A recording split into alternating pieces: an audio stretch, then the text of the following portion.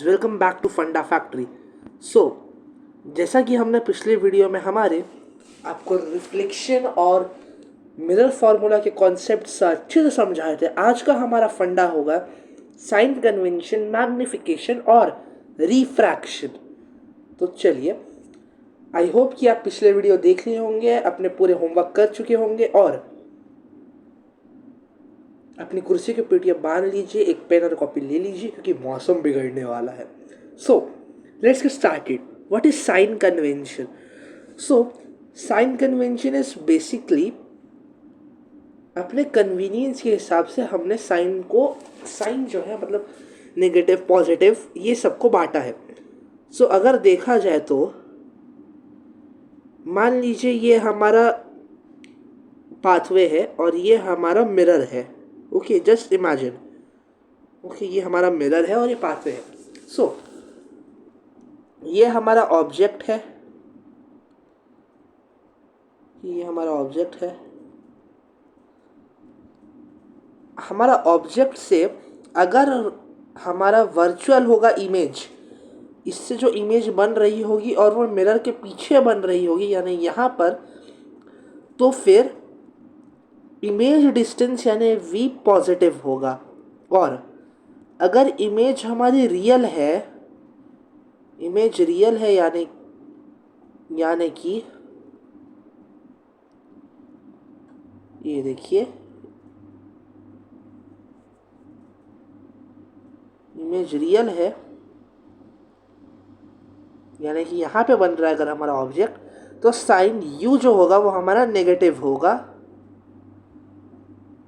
अगर हमारा object distance यानी u, ऑब्जेक्ट डिस्टेंस यानी u हमेशा नेगेटिव होगा, याद रखिएगा, हमेशा always negative. And it's on the left side of the mirror. ये मिरर है, ओके, ये मिरर है हमारा। मिरर के हमेशा लेफ्ट साइड में ऑब्जेक्ट होगा और ये हमेशा नेगेटिव होगा, हमेशा negative. Focal length of the mirror जो होगी वो अगर कॉनकेव मिरर होगा तो नेगेटिव होगी और अगर कॉन्वेक्स मिरर होगा तो पॉजिटिव होगी। कॉनकेव होगा तो नेगेटिव और कॉन्वेक्स होगा तो positive. Okay, so focal length convex की पॉजिटिव, कॉनकेव के नेगेटिव, ऑब्जेक्ट डिस्टेंस हमेशा नेगेटिव लेफ्ट साइड पे। इमेज रियल है तो ऑब्जेक्ट डिस्टेंस नेगेटिव, अगर इमेज वर्चुअल है तो object distance positive. Now magnification is the ratio of the height of the image to the height of the object, HI/HO magnification. ये formula बहुत ही ज़्यादा इम्पॉर्टेंट है, इससे लगभग आपके सारे क्वेश्चंस बनने की संभावना है और इस फॉर्मूले से तो क्वेश्चन आते ही आते हैं बोर्ड एग्जाम में। हमारे बोर्ड एग्जाम में भी क्वेश्चन आया था इसमें। और इसी फॉर्मूले का हम एक और तरीके से रिप्रेजेंट कर सकते हैं, object distance upon image distance. So हमारा नया फॉर्मूला फिर इस रिलेशन के हिसाब से जो होगा,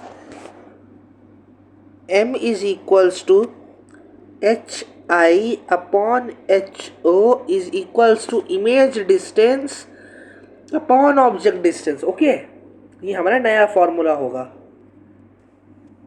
ओके, नाउ चलिए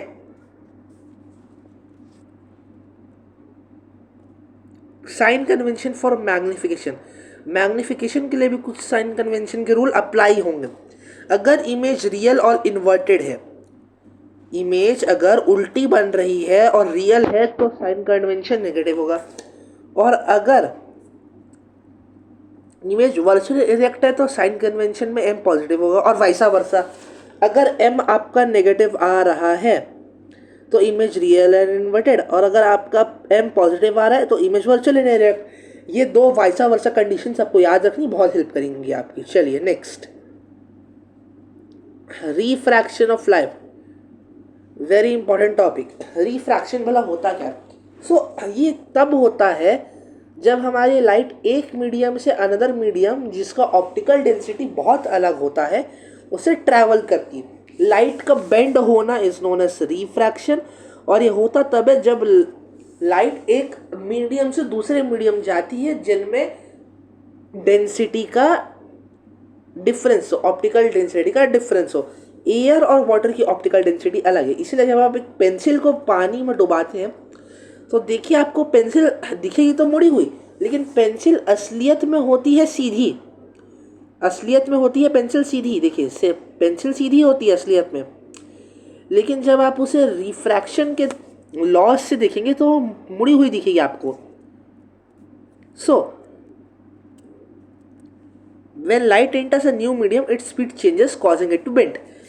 जब लाइट एक नया मीडियम में जाती है जिसका डेंसिटी अलग होगा पिछले मीडियम से, तो बेंड होती है, जिसके कारण आपकी इमेज बेंड हुई हुई दिखती है। The bend of light is possible various optical phenomena we observe in our daily life. हमारी डेली लाइफ में जैसे जो स्विमिंग पूल होता है, स्विमिंग पूल दिखने में तो उतना गहरा नहीं होता है क्योंकि वो रिफ्रैक्शन होता है लाइट का, लेकिन जब आप उसमें एक्चुअली में छलांग मारते हो तो बहुत गहरी रहता है। सो ये सब रिफ्रैक्शन का जादू है ना। Laws of refraction, the incident ray, the refracted ray and the normal at the point of incidence all lie in the same plane। Same laws of reflection की तरह इंसिडेंट रे, ऑप्टिकल रे और normal सारे के सारे refracted ray at the same point of incidence में एक ही प्लेन में लाई करेंगे। Now Snell's law, it relates the angles of incidence and the angle of refractive index of two media। The law describes how light bends and when it passes from one medium to another, the ratio of the sine of the angle is equal to the ratio of sine of the refractive index। It helps us understand how light changes direction at the boundary between different materials such as air, water and glass। So, the ratio of sine of sine theta of angle of incidence upon refractive index का sine theta is equals to Snell's law. Okay, now Snell's law के हिसाब से sine i upon sine r is equals to n2 upon n1। n2 और n1 जो होता है वो angle of incidence और एंगल ऑफ रिफ्रैक्शन है, ये refractive index of first and second media respectively. देखिए हमारी लाइट रे जा रही है water to air, so Snell's law के हिसाब से एयर हमारा रिफ्रैक्टिव इंडेक्स ऑफ वाटर है और n2 हमारा रिफ्रैक्टिव इंडेक्स ऑफ एयर है। थीटा 1 हमारा एंगल ऑफ रिफ्रैक्शन, थीटा 2 हमारा एंगल ऑफ इंसिडेंस, इनका रेशियो साइन अपॉन थीटा 1 और theta 2 is equals to refractive index of medium 1 upon refractive index of medium 2 होगा। Snell's law I hope you clear है। Now critical angle and the total internal reflection. Critical angle यानी कि when a light travels from a denser medium to a rare medium there exist a critical angle beyond which the total internal reflection occurs. So total internal reflection is essential for phenomena like mirages, fiber optics and diamond sparkle। Total internal reflection यानी कि अंदर ही अंदर आपकी light, मान लीजिए यहाँ पे एक डायमंड है, जस्ट अज्यूम ओके, ये एक डायमंड है आपका जो बहुत शाइन करता है। ये शाइन किस कारण करता है? ये शाइन इस कारण वर्ष करता है क्योंकि इसमें लाइट जो है वो इंटरनली, देखिए ये लाइट जो है, ये लाइट एंटर करी और लाइट अंदर अंदर अंदर अंदर अंदर अंदर रिफ्लेक्ट होके बाहर गई, इसके कारण पूरा का पूरा ऑब्जेक्ट ही शाइन करने लगता है। सो ये फेनोमेना जो होता है टोटल इंटरनल रिफ्लेक्शन का, इसके कारण मिराज होता है, फाइबर ऑप्टिक्स होता है और डायमंड स्पार्कल होता है। बहुत इंपॉर्टेंट चीज़ें हैं, आपको ये सब याद रखना है एग्जाम्पल्स, क्योंकि ये कॉम्पिटेंसी क्वेश्चन में पूछा जा सकता है। और आप कॉम्पिटेंसी क्वेश्चन की प्रैक्टिस कैसे करोगे? हम करवाएंगे, टेंशन काहे ले रहे हो? हम आपको पूरा तैयार कर देंगे आपके एग्जाम्स में, टेंशन लेने का। हमको सब्सक्राइब कर दीजिए, वीडियो का बेल आइकन पे क्लिक कर दीजिए, जब भी लेटेस्ट वीडियो आएगा आपकी मदद ही होगी, नुकसान नहीं होगा ना। नेक्स्ट हमारा टॉपिक है critical angle in the internal example. Example देखिए इसका एग्जाम्पल है रेन ड्रॉप। रेन ड्रॉप में जब सनलाइट घुसती है ना तो उसके कारण एक प्रोसेस होता है जिसको रिफ्रैक्शन बोलते हैं, और रिफ्रैक्शन के बाद टोटल इंटरनल रिफ्लेक्शन होता है, जिसके कारण हमें रेनबो का इफेक्ट मिलता है। ये आपको आगे पढ़ाऊंगा मैं। When the light enters a diamond, it undergoes total internal reflection. Diamond का मैंने आपको एग्जांपल समझा दिया। डायमंड का रिफ्रैक्टिव इंडेक्स भी बहुत हाई होता है, याद रखिएगा, जिसके कारण इन दो फिनोमेना के कारण डायमंड एक ब्रिलियंट स्पार्कल करता है, चमकता है बिल्कुल आपकी मुस्कान की तरह। Now each raindrop acts as a tiny prism, blending the sunlight as it enters and it exits the droplet. Very simple, nothing complex. देखिए हमारा रेनबो का फॉर्म, देखिए रेनबो फॉर्मेशन ऐसी होता है। व्हाइट लाइट आई, आपने रिफ्लेक्शन में प्रिज्म का जो फिनोमेना पढ़ा ही हो, लाइट डिस्पर्स हुई विबग्योर कलर में, फिर टोटल इंटरनल रिफ्लेक्शन हुआ, फिर उसके कारण ये विबग्योर कलर बाहर गए और फिर रेनबो हमें देखने को मिला। रेन ड्रॉप के कारण जब बारिश होती है और धूप भी निकली हो तो हमें रेनबो देखने मिलता है। क्यों? इसके पीछे का साइंस क्या है? साइंस ये है, टोटल इंटरनल रिफ्लेक्शन और रिफ्रैक्शन के कारण हमें रेनबो दिखता है। देखिए लाइट आई, बेंड हुई, टोटल इंटरनल रिफ्लेक्शन हुआ, लाइट बाहर गई, डायमंड चमक गया पूरा अंदर से और बाहर से। समझे? Now refraction of light, rainbow formation. Rainbow formation एक बहुत इंपॉर्टेंट टॉपिक है, इसका डायग्राम तो बहुत इंपॉर्टेंट है, मैंने आपको डायग्राम दिखा भी दिया इससे पहले, वो डायग्राम को रट लीजिएगा, आपके एनसीईआरटी में भी दिया, क्वेश्चन आते ही आते हैं उस टॉपिक से। Now rainbow formation are rainbows are formed when sunlight is refracted internally, reflected and refracted again within rain drops. Rain drop के अंदर 2 बार रिफ्रैक्शन हो रहा है और टोटल इंटरनल रिफ्लेक्शन 1 बार हो रहा है। ओके, सनलाइट जब रेन ड्रॉप को एंटर करेगी तो लाइट इज रिफ्रैक्टेड, यानी बेंट होती है जैसे कि ड्रॉपलेट में एंटर करती है। क्यों भैया? बाहर एयर मीडियम है, अंदर रेन ड्रॉप में यानी वाटर मीडियम है। एयर और वाटर ऑप्टिकली डेंसर अलग अलग होते हैं तो लाइट तो बेंड करेगी, इसके कारण रिफ्रैक्शन होगा। अब ये जो वाटर ड्रॉपलेट है ना, ये एक प्रिज्म की तरह काम कर रही है, वाटर को डिस्पर्स कर दे रही है। Inside the droplet, the light undergoes total internal reflection from the inner surface. हमारे डिस्पर्जन के बाद और रिफ्लेक्शन के बाद लाइट ड्रॉपलेट को एग्जिट करती है रिफ्रैक्ट होके। डिफरेंट कलर वेवलेंथ अलग अलग होता है सबका, याद रखिएगा, नाइन्थ का कॉन्सेप्ट है। डिफरेंट कलर जिनका वेवलेंथ अलग अलग होता है लाइट का, वो अलग अलग एंगल पे बेंड होते हैं क्योंकि डिस्पर्जन के कारण। नाइन्थ का कॉन्सेप्ट है, हम ये आपको भी सिखा देंगे। We see a circular spectrum of colors in the sky, the beautiful rainbow. Wow! तो समझिए रेनबो का कॉन्सेप्ट, ये इतना अद्भुत दृश्य तुम्हें देखने कैसे मिलता है? तुम्हें देखने मिलता है रेनबो रिफॉर्मेशन यानी कि साइंस की मदद से। नाउ नेक्स्ट टॉपिक, अब भैया लाइट बेंड कैसे होती है? Reflection when light passes from rare denser medium से, जब एक इंसिडेंट रे, हमारा ये ग्लास स्लैब है, ग्लास स्लैब नहीं एयर और वाटर है, इंसिडेंट रे आपकी ये वर्टिकली आ रही है, वर्टिकली ये नॉर्मल है आपका, देखिए नॉर्मल, फिर ये वर्टिकली जैसी वाटर में एंटर किया नॉर्मल के कारण ये डेविएट हो गई, देखिए डेविएट हो गई।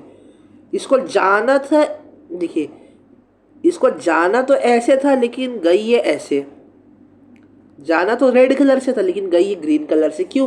क्योंकि रिफ्रैक्शन हो गया। जब एक इंसिडेंट रे आती है और जो एंगल ऑफ, जब वो रेयर टू डेंसर मीडियम जाती है, रेयर टू डेंसर, तो वो बेंड होती है, समझे, नॉर्मल की तरफ बेंड होती है।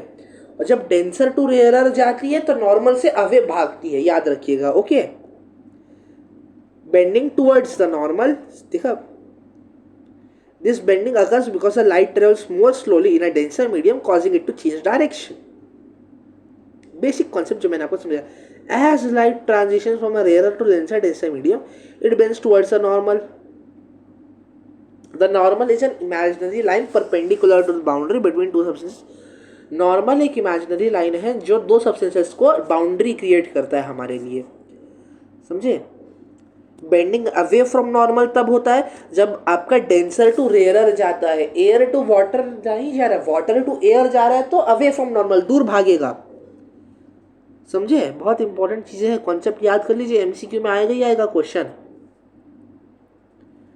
Incident ray and reflected ray. When a light travels from air to glass slab, it undergoes two refractions. The first refraction occurs as a ray of light travels through air and medium to glass.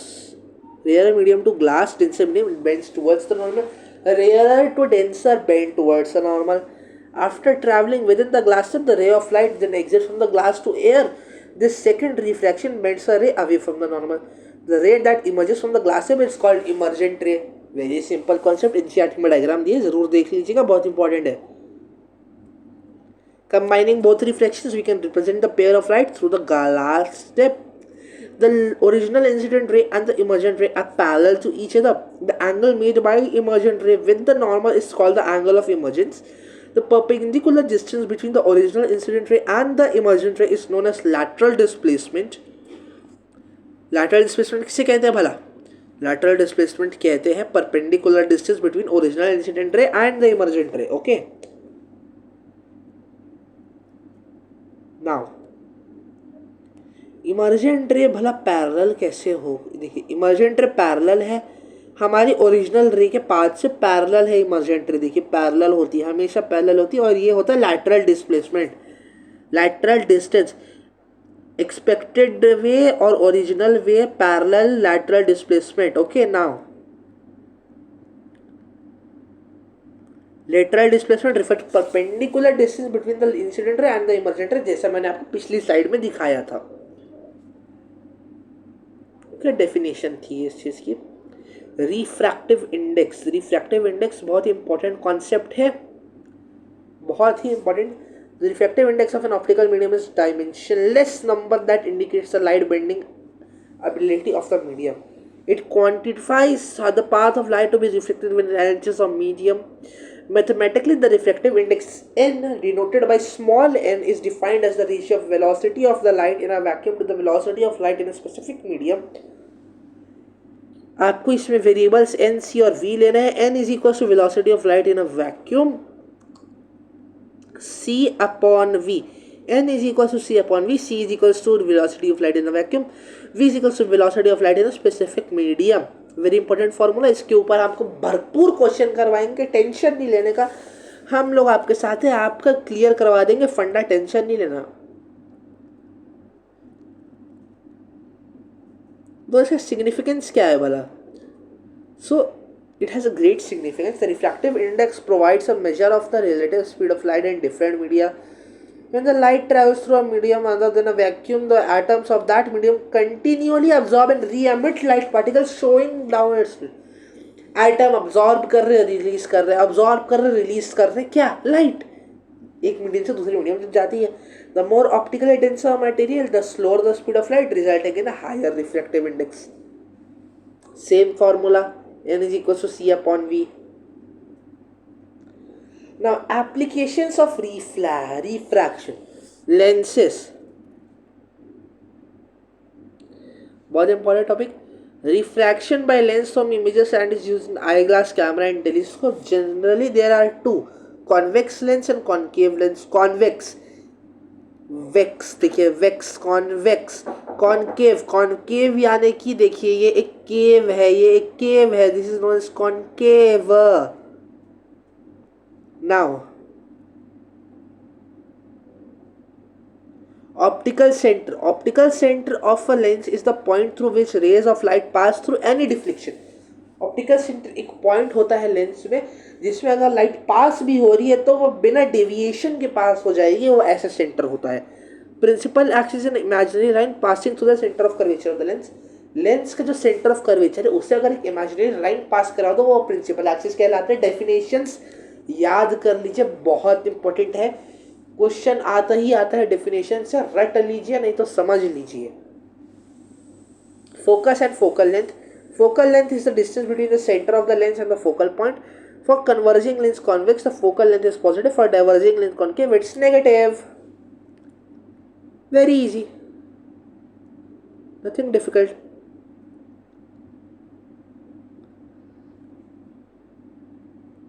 Now, focus. There are two focus in a parallel ray converging after through lens of a convex lens. The second focus is where all diverge after through the lens of a convex lens. दो focus होते हैं, याद रखिएगा यहाँ पर. When a ray strikes lens obliquely at its center of optical center, it continues to follow its path without deviation. देखिए ये है आपका सेंटर ऑफ ऑप्टिकल सेंटर, और इससे मैंने पास करवाई एक रे, रेड कलर से रे पास करवाई. देखिए ये रे बिना डेविएशन के पास हो गई. तो ऑप्टिकल सेंटर से रे कैसे होती, बिना डेविएशन के पास हो जाती है ना. When a ray passing through the focus strikes a concave lens, the reflected ray will pass parallel to the principal axis. एक तो फोकस स्ट्राइक्स कॉन्केव लेंस को अगर बोलती है और ये पैरेलल आ रही है आपके प्रिंसिपल एक्सिस से, तो रिफ्रैक्ट होती है. देखिए रिफ्रैक्ट होती है through the pole parallel to the principal axis. Principal axis के पैरेलल होगी तो देखिए रिफ्रैक्ट होगी in respect of its focus. Okay, concave lens के ये रूल्स थे. नाउ कॉन्केव लेंस के क्या रूल है, शेप इसका थिकर होता है at the edge and thinner at the. ये बेन 10 की घड़ी देखें आप, ये देखिए बेन 10 की घड़ी ऐसी दिखती थी, कभी वैसी दिखता है ये. बस बेन 10 की घड़ी में यहाँ पे एक्स लिखा रहता था. ये कॉन्केव लेंस है, कॉन्केव लेंस बेन 10 की घड़ी के हिसाब से मान लीजिए. इससे रिफ्लेक्शन प्रिंसिपल एक्सिस पे विथ रिस्पेक्ट टू फोकस होता है. Okay, image formation, object at infinity. When an object is placed at infinity, parallel rays, a virtual image is formed at focus f. देखिए the size of image is much smaller than that of object. Object का size image की size से बहुत smaller होता है, इसलिए इसको magnifying नहीं कहते. इमेज ऑब्जेक्ट जितना बड़ा, इमेज उतना छोटा, समझे. इसलिए ये ड्राइविंग में यूज होता है. आपके object at a finite distance होता है, तो it's finite virtual image form between the optical centre at the focus of the convex lens. Image size is smaller than that of the object. Image size हमेशा smaller रहेगा object से. हमेशा आपका real and erect, virtual and erect रहेगा. Focus के respect पे आपका refraction होता है लाइट का. ओके, दो ही सिनेरियो है इसमें. Okay, now convex lens shape thicker at the centre and edges. Reflection bends light through the axis. देखिए अब एनसीईआरटी में डायग्राम नहीं है आपके, बहुत इंपॉर्टेंट, सबको देख लीजिएगा डायग्राम को. बहुत ही इंपॉर्टेंट डायग्राम से, बहुत इंपॉर्टेंट है, आपको याद रखना है इनको बिल्कुल नहीं भूलना है. ठीक है. नाउ इसके रूल्स, इमेज फॉर्मेशन. अगर ऑब्जेक्ट आपका इन्फिनिटी में है तो रेज आपकी पैरेलल आएंगी प्रिंसिपल एक्सिस के. तो बेंड कहाँ होगा, फोकस में आके बेंड हो जाएंगी. देखिए फोकस के थ्रू पास हो जाएंगी, ऑप्टिकल सेंटर से पास हो रही, सेम टू सेम जाएगा. Okay, image highly diminish point size बनेगा. अगर कॉन्वर्जिंग लेंस भी कहते हैं कॉन्केवेक्स लेंस को, beyond the centre of curvature क्या बन रहा है, तो ऑब्जेक्ट सेंटर ऑफ कर्वेचर के बियॉन्ड रखा है हमने. देखिए सो लाइट एक पैरेलल गई प्रिंसिपल एक्सिस के, तो फोकस से बेंड हुई. और देखिए बिटवीन F2 एंड 2F2 यानी centre of curvature and F2 के बीच में बनेगा इमेज. रियल एंड इन्वर्टेड होगा और डिमिनिश्ड होगा. ओके, और अगर हम इसी का इन्वर्स ले लें, मान लीजिए इसका इन्वर्स ले लेते हैं, हमने इसको सेंटर ऑफ कर्वेचर पे रखा, तो सेंटर ऑफ कर्वेचर पे ही इमेज बनेगा. साइज ऑफ इमेज सेम रहेगा, रियल इमेज और बनेगा. Okay, now image formation, object between centre of curvature and focus. अब F1 और 2F1 के बीच में बन रहा है, तो बियॉन्ड 2F2 बनेगा, इमेज रियल एंड इरेक्ट होगी, और सबसे इंपॉर्टेंट चीज हाईली एनलार्ज होगी. ओके, नाउ ऑब्जेक्ट अगर फोकस पे रहेगा तो पैरेलल जाएगा, ऑब्जेक्ट आपका इन्फिनिटी में बनेगा. Image highly highly highly highly large and formed at infinity. Okay. Now convex lens, converging lens, image formation, object between focus and optical center. When an object is placed in between the focus and the optical center, a virtual image is formed. The size of the image is larger than that of the object. ये देखिए हमारा object beyond certificate है, इधर गया, आया आया आया आया और बियॉन्ड इधर बना, फोकस और उसके बीच में बना, तो नेक्स्ट उसमें होगा. चलिए, हमारे साथ एंड तक बने रहने के लिए बहुत बहुत थैंक यू. हम आपको न्यूमेरिकल्स की इतनी प्रैक्टिस करवा देंगे कि आप अपने एग्ज़ाम को फोड़ के आएंगे, आग लगा देंगे, जला डालेंगे पेपर को देखते ही. इतना इजी कर देंगे आपके लिए हम ये टॉपिक को. बस हमसे जुड़े रहिएगा, न्यूमेरिकल की प्रैक्टिस सेशन में ज़रूर आइएगा. इतने बेहतरीन करवाएंगे और कॉम्पिटेंसी लेटेस्ट पैटर्न के हिसाब से करवाएंगे. आपको टेंशन नहीं लीजिएगा. एनसीईआरटी के पूरे न्यूमेरिकल्स आपको प्रैक्टिस करवाएंगे क्योंकि NCERT is the mother of all books. 10th class में is the Bible for you. Okay, so चलिए, thank you being with Funda factory. मेरे साथ रहने के लिए बहुत बहुत थैंक यू. हमारे चैनल को सब्सक्राइब कर लीजिएगा. इंस्टाग्राम के अकाउंट को हमारे फॉलो कर लीजिएगा क्योंकि आपको उसमें अपडेट्स मिलते रहेंगे. और इम्पॉर्टेंट चीज़, उसमें आपको नोटिफिकेशन मिलता रहेगा कि दूसरों से कैसे आगे रहे, कैसे अपनी प्रिपरेशन करें, क्या करना है, आपकी जो बुक चाहिए आपको उसके बारे में आपको पता चलता रहेगा. आप अपडेटेड रहेंगे.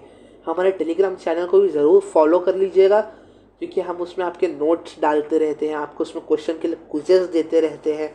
सो it's very important to follow that channel. WhatsApp को भी फॉलो कर लीजिएगा, हम उसमें आपको डेली अपडेट देते रहते हैं. अपना शेड्यूल भी उसमें डाल दीजिए कि किस दिन क्या वीडियो आने वाली है. बहुत इंपॉर्टेंट चीज़ें फॉलो कर लीजिएगा. तीनों चीज़ों को नहीं करोगे तो तुमको घर में आके मारूंगा मैं, समझे. फॉलो कर लो, बहुत इंपॉर्टेंट है. ओके, नाउ न्यूमेरिकल की प्रैक्टिस ज़रूर कर लेना. और मैंने पिछली क्लास में जो होमवर्क दिया था ना, जिसने नहीं किया बहुत मारूंगा मैं उसे. होमवर्क जो मैं अगली क्लास में दूंगा उसे तो करके आना. पिछली क्लास में जो दिया था उसे भी कर ही लेना. ओके, नाउ हमारे चैनल को ज़रूर सब्सक्राइब करें, वीडियो को शेयर करें और लाइक करिए. Bye bye.